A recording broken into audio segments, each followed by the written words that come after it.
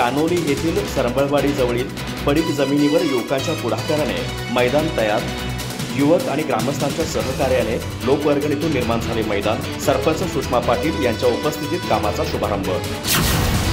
कानोली तालुका आजरा येथील सरंबळवाडी जवळील गायरान हद्दीत पडीक जमिनीवर युवकांच्या पुढाकाराने मैदान तयार करण्याचे नियोजन करण्यात आले।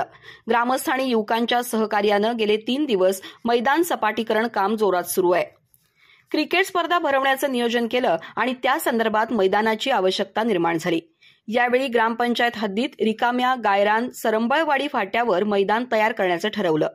नंतर सोशल मीडिया ग्रुप केपीएल यात्रेनिमित्त तयार झाला, ज्यामध्ये क्रिकेट शौकीन किरण देसाई यांनी लोकवर्गणीतून मैदान तयार करण्याची संकल्पना मांडली। या संकल्पनेला युवक आणि ग्रामस्थांच्या माध्यमातून चांगला प्रतिसाद मिळाला आणि काही दिवसात 20,000 रुपये जमा झाले। त्यातून मैदानाचे काम सुरू करण्यात आले।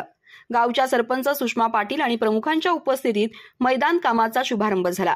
यावेळी ग्रामपंचायत सदस्य सुधीर कुमार पाटील, सेवा संस्थेचे चेअरमन दिलीप पाटील, संभाजी आपगे, राजू पाटील, सुभाष पाटील, किरण देसाई, विनायक सावरतकर, अभिजित देसाई, प्रवीण पाटील, गुरुदास पाटील, दिग्विजय भोसले, प्रणव पाटील, वैभव पाटील, वीरेंद्र पाटील, प्रथमेश देसाई, महेश गंधवाले, आदित्य देसाई, ज्योतिरादित्य पाटील, प्रतीक पाटील, गिरीश भोगण यांच्यासह ग्रामस्थ उपस्थित होते।